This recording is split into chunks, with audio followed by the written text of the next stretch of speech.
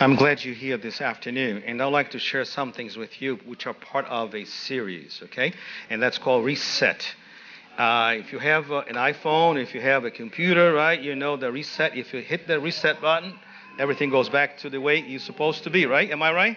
Reset, everything goes back to the original, okay?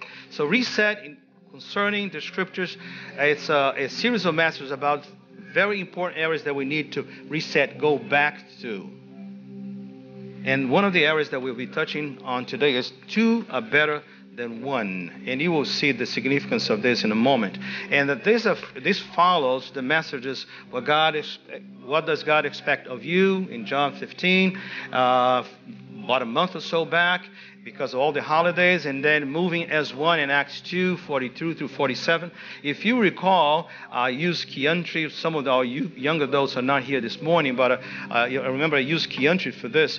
And I asked her to come, and we're here, and I asked you all, are we connected? Are we together? And the answer was yes, because you are in the same church, same time, same place, same pulpit, side by side.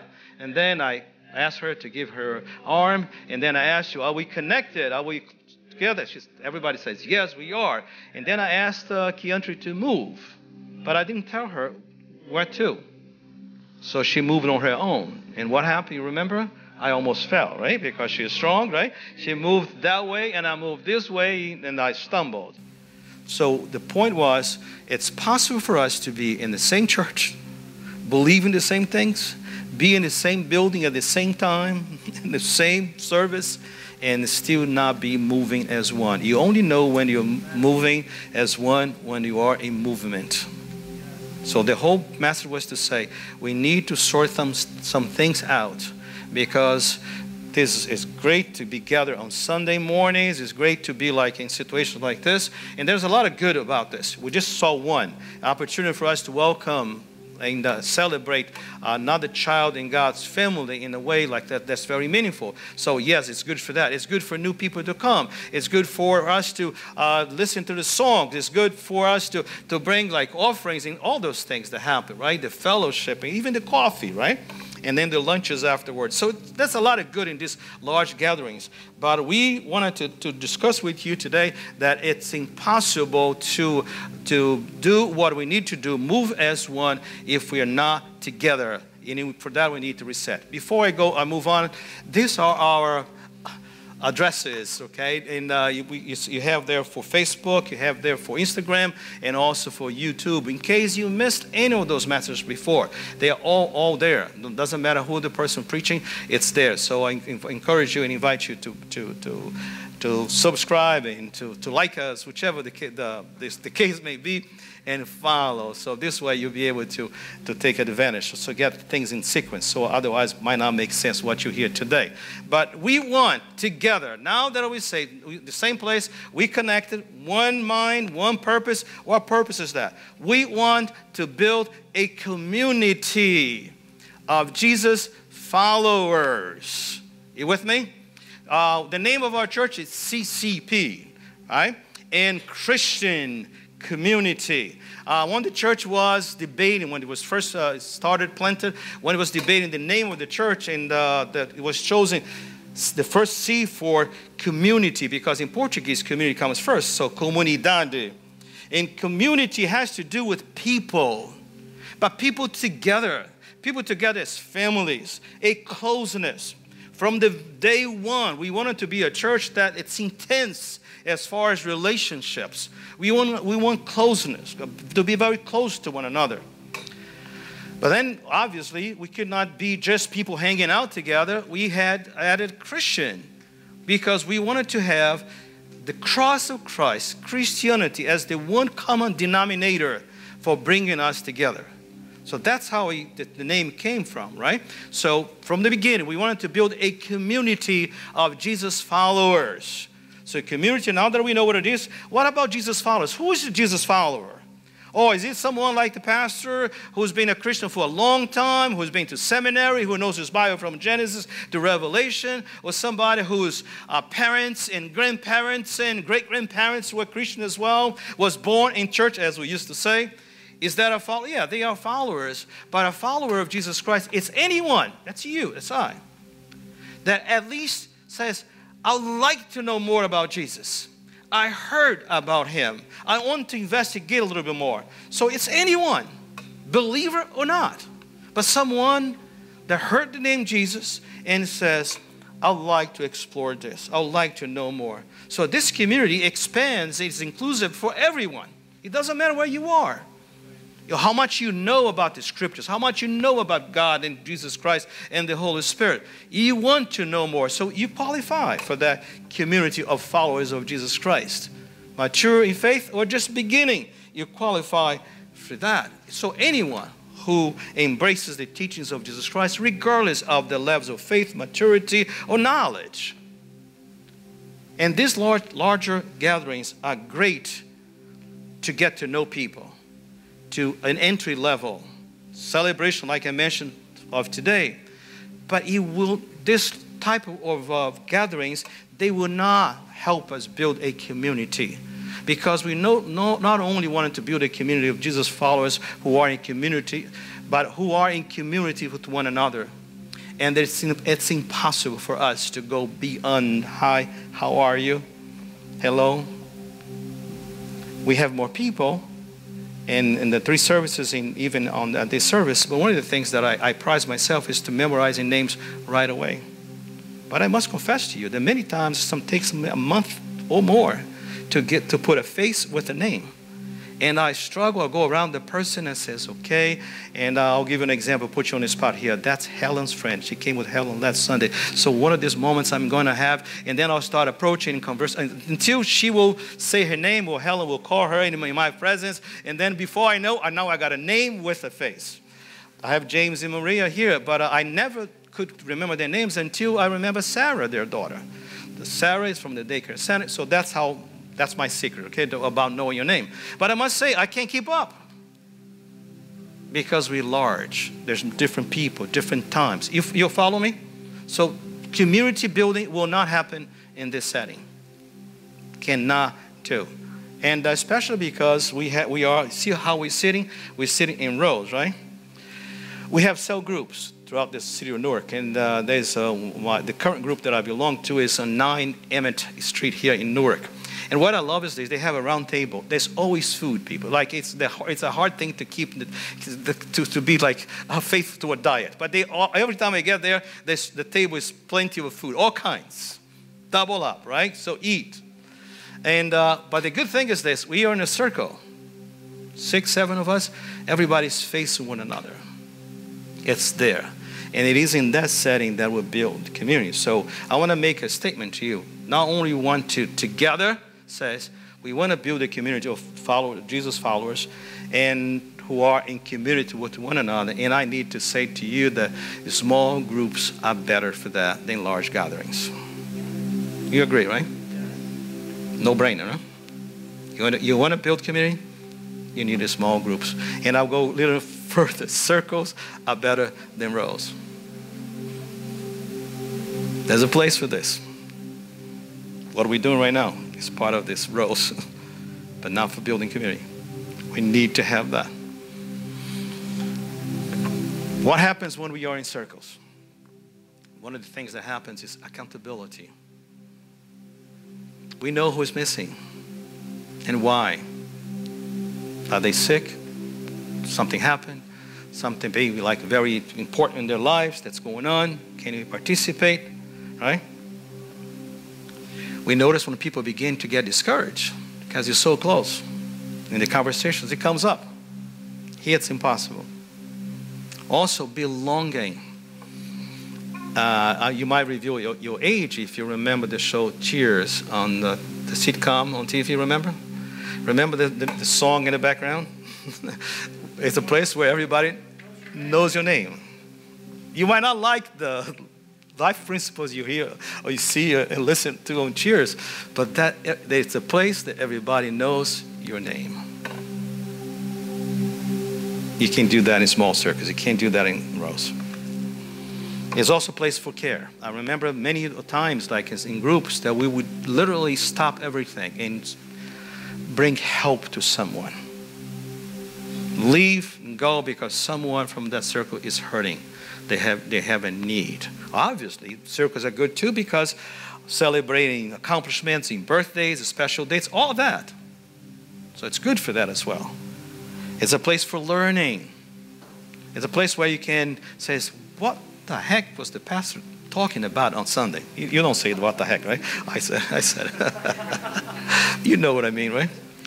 I didn't understand that teaching. I don't know where he was coming from. What did he mean by that, right? But the idea is this.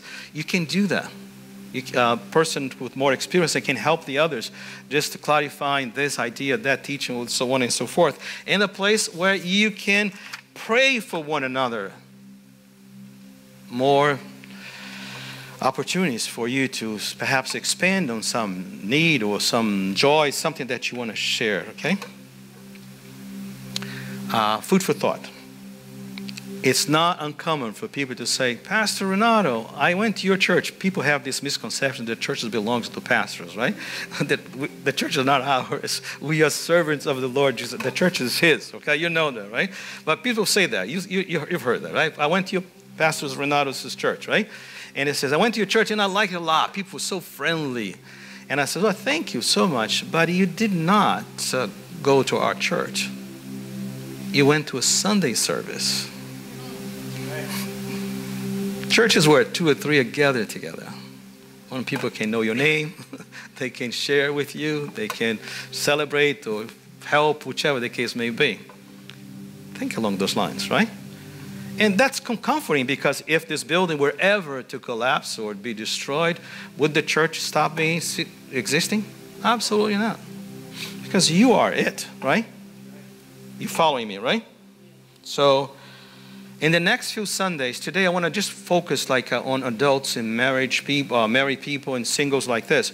But in the near future, we'll go for children and teens. We need to revisit those areas, specifically how we are doing this small group things. But for now, let me just say that this is, like I said, it's for everyone. So small groups are for everyone. But think with me. Let me make a case for this now. Because so far I'm just saying it's better, right? But let me make a case from the scriptures. Jesus used small groups. You agree, right? Multitudes, he called 12. And he specifically says, the gospel says, he called 12 to be with him.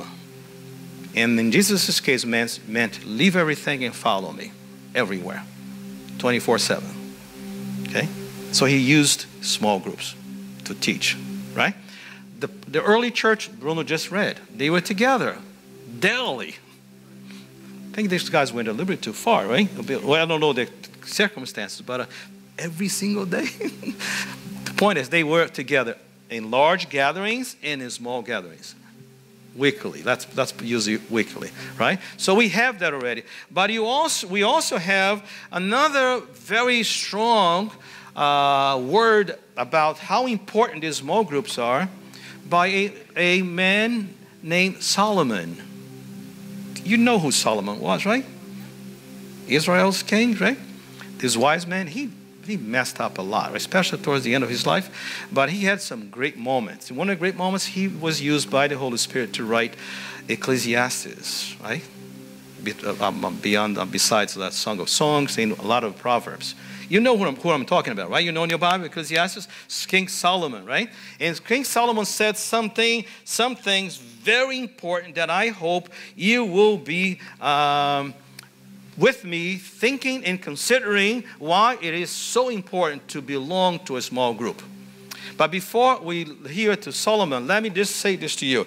People, I am on your side. You see this smile? I'm for you. Why am I saying this? I want you to relax because I don't want you to feel here, leave here today guilty. Why? Because only a small fraction of our church do belong to a small group. And I want you to know that I understand it. I'm really for you. Because your lives are very busy. You have many important things going on every single day. I know that. And also I know that many of you, your wife's schedules and your husband's schedules, they don't match. Some of you, husband is coming, the wife is going. And I also know that you live in America. And as you have children, they grow, right? What happens? You have activities all the time. And very important activities, I should say, right? So I know you're very busy. So my heart is with you. You see the smile, right? So, Pastor, where's the catch? But I also want you to know that every single person who currently belongs to a small group, they are as busy as you are. And some are busier. So the only reason why they do it is because they have, well, Jesus practiced, the church practiced, and Solomon said we should do it. So maybe Solomon can help us with all his wisdom for you to leave here today not feeling guilty. Please don't. But going home and say, perhaps I need to, in my prayer time, ask the Lord, Lord, what do I need to do to change the priorities in my life? It's fair, right? And you like my smile, right? Nice. Good. So let's listen to Solomon. Why should we, Solomon, belong to a small group? He answered us. Because it helps you. I only do one today. It helps you. How does it help me? He says in Ecclesiastes 4, verse 9, he says, 2 are better than 1. Oh, no brainer. This is common sense. I don't need to be a Christian to know this, right? Because they have a good return for their labor. Let's say I have this big refrigerator to move from one place, one home to another. Is it better to do it alone or to have 2 or 3 people with me? Come on. 2 or 3 people. Let's say you're moving, right? You don't have a whole lot of stuff. Is it better to move by yourself or have people to help you? Of course. It's no brainer. Oh, I have my front yard that needs to be worked at, right? Is it better for me to do it alone or to have your help there for me to do the front yard? You don't want to say anything because you're afraid that I'm going to ask you to come and help me. You get the point, right? Even if there's nothing to do with being spiritual, 2 are better than 1 for anything, for everything, even sometimes to go places. I don't like to eat alone, right? Sometimes here in church and Kezia and Katie with that juicy diets, right? They don't eat anything. Right? So I can't eat. I mean, like that's poison. I can't have that. So I want food, real food. So sometimes I'm calling a person, hey, what are you doing? You have time for a quick lunch? Even to eat lunch, 2 are better than 1. I think you understand what I mean, right? Makes the point. We don't want to be alone, even to celebrate, right? And he begins with that wisdom, and now he gets a little deeper. I love this scripture because it begins like nice and gentle, and then kind of like grows on us, right? Because the next verse says, if either of them falls down, one can help the other up. Now went from it's better, 2 are better than 1, and now he says if one falls, the other one can help the other up. I used the highlighter just to bring up these words, right? Fall. Let me ask you a personal question. Don't answer. Please just listen and consider, okay? A few questions. Have you seen someone fall financially lately and have no one outside of the family to help them up? Have you seen somebody's marriage fall and have no one but family pick them up?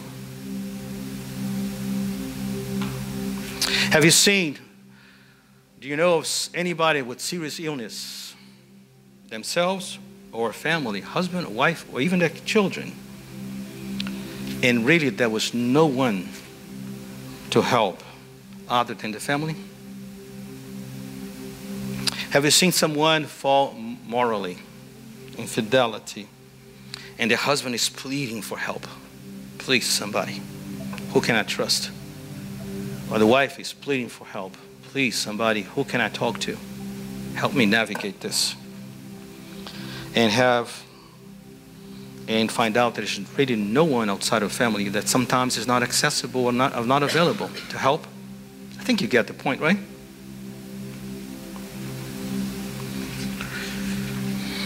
Just think along with me this.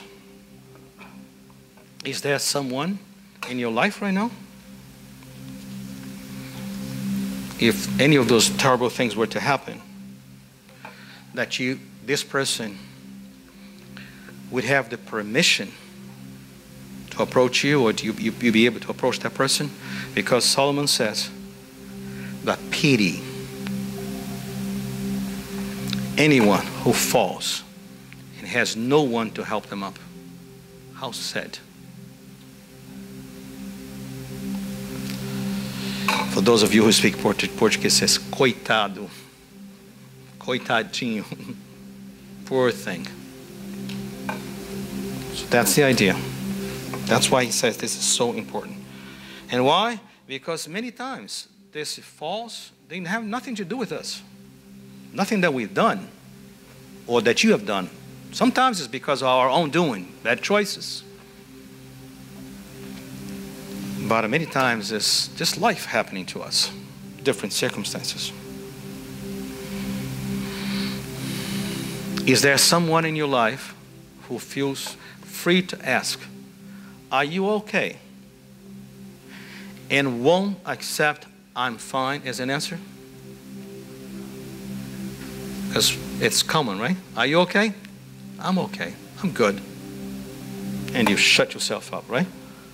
Is there someone that will ask you, are you okay? And you will not accept, no, you're not okay. Let's take some time to talk about it. Let's take some time to walk this through and pray together. Is there someone? Like I said, consider this as you consider why this is so important. Solomon goes a little deeper, and I will take a couple more verses and then we'll stop for here. He says in verse 12, though one may be overpowered, two can defend themselves. Again, common sense, right? If I'm attacked and I have somebody with me, the chances are that the two of us can resist that. Another way of saying this is overpowered would be like overwhelmed. I think I might have that. Overwhelmed. Two can defend themselves. When I think of overwhelmed, you know what I think of? I lived for a long time in Rio de Janeiro, like near the ocean, and I remember like the waves, right? Especially like one part of the city, or the waves were strong, right? And sometimes you're there and the waves come, and all of a sudden like they just overwhelm you, and then you go under. And if like I'm thinking of situations that if you don't have somebody nearby that you can yell to, can come perhaps give you a hand, you're in serious danger. So the idea is this: though one may be overwhelmed by life, two can defend themselves. And that goes for everything. People might not be able, those near us may not be able to solve it for us, but they will walk through it with us. They will be there. They will share it with us. It's always better to have somebody that will walk with us through these circumstances. It's a powerful imagery, isn't it? Why two are better than one? And then he adds this famous phrase. I have used this Ecclesiastes many times for weddings, especially saying, okay, two are better than one, especially the verse in between that says, like, if you lay down, right, two of you keep each other warm, right, which is a good thing. But here, it's a principle for life. And I would say cord of three strands means like husband, wife, and God. Okay, that's a point for that. How about someone who stands with you? A group of people that you can call on when the need arises. People that can celebrate life with you, but also can come, hey, help me out. I'm overwhelmed. I have fallen, and whatever the case may be. Why? Again, because of decisions I've made. I made a mistake. Will you help me walk it back? Or decisions that were made that impact me, or maybe perhaps just life that happened. Okay? Let me close. And there will be a series, and I'll go back to some of these principles in the next few Sundays when everybody's back. But let me just say this to you. especially in my case, in this congregation, not as many, but there's a lot of us that are thinking retirement, right? Actually, everybody should be thinking retirement, right? When should you start saving for retirement? Now. I heard somebody say, like, from the day you're born, your parents should start saving, right? But what do most people do as far as retirement savings? What do most people do? They wait until they retire and then they start saving. And then what happens?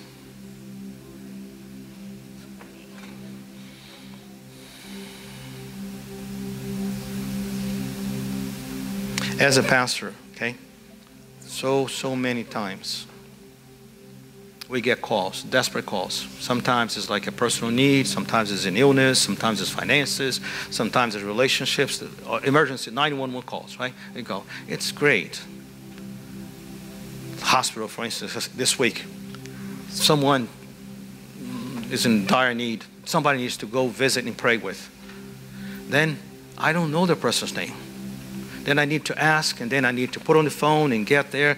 And at the visitation, well, I'm the pastor so-and-so, and I would like to see, you get my drift? Then you get there, there's nobody. I says, where are the people that will help that person stand? Or sometimes a person needs somebody goes to their home, but we don't know their addresses. We don't know if they have a husband, a wife, the children's name. Are you following me?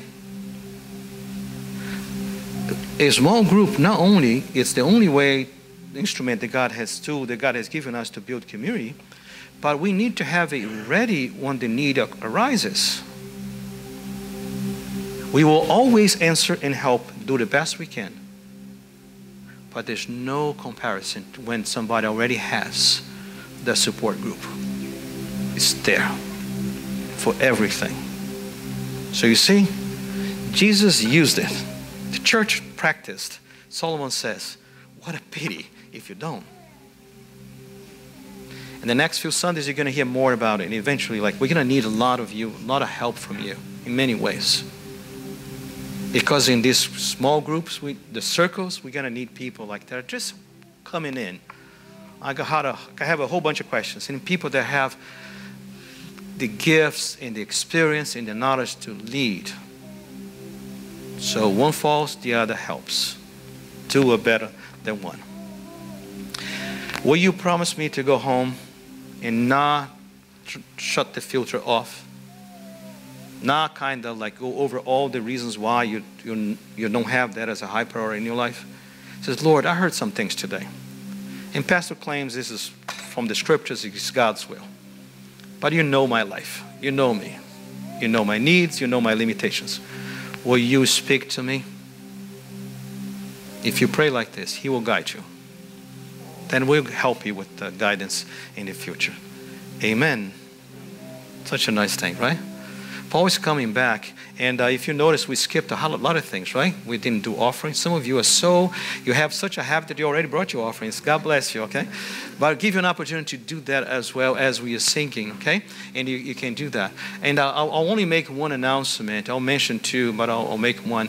One is our church in Mexico, and Pastor Williams will do that. As a matter of fact, Pastor Williams, can you ask him to come?